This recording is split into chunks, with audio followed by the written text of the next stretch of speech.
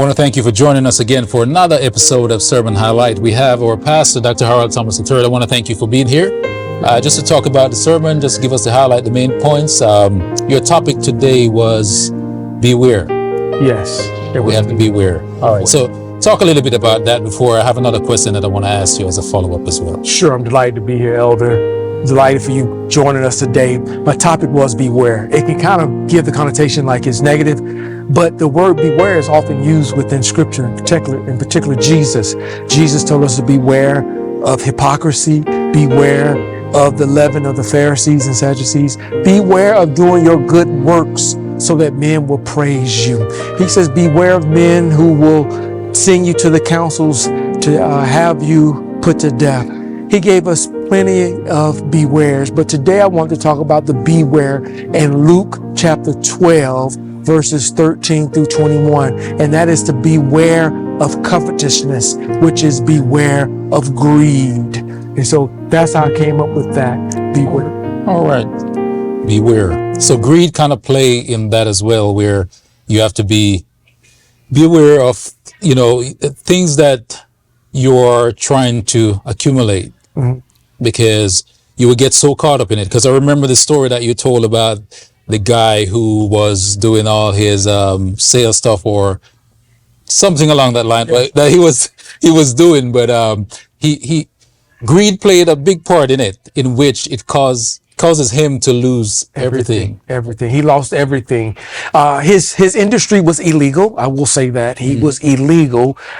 He had swindled people out of millions, and to the point where he had a falling out with one of his colleagues in his criminal enterprise over $575,000. However, that was small in comparison to the cash that he had on hand when the police arrested him. He had $40 million cash in his possession. $575,000 is a lot to us, but to comparison to how much he had on hand was 40 million. He had that much on, but he was so greedy. He wanted it all. He wanted more. And it led to his capture and eventual, imprisonment. But greed is a human problem. Jesus warned us, beware of it, to the point where Jesus tells us in the 10 Commandments, Exodus 20, verse 17, do not covet. Do not covet your neighbor's house, his wife, his ox, his animals, his children. Don't covet anything. And this word covet in the 10 Commandments move beyond just money. But we covet people, we covet things, we covet property. We want other people's things to the point where we're willing to do anything to get it. And it absorbs our thoughts, and it will cause us to even destroy our relationship with Christ. So covetousness is an issue of the heart. And what Jesus is trying to get us to move to avoid those things that will take so much control of your heart that you're willing to abandon your life with Christ, your family members, everything. So covetousness is a very dangerous thing. That's why Jesus said, beware. And it's interesting. The word beware is a verb. That means it requires action. It's not a mental assent, but it is a behavior modification. Beware. Watch out for it. And another part to that itself is to get our house in order.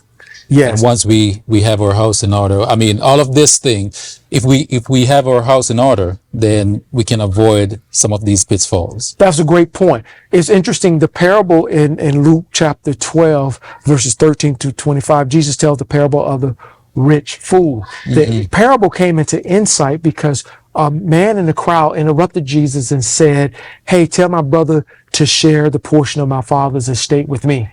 And so it talked about estate and estate planning. The father put things in order, but it did not prevent siblings from arguing over what was left over. And Jesus was touching on the issue was greed.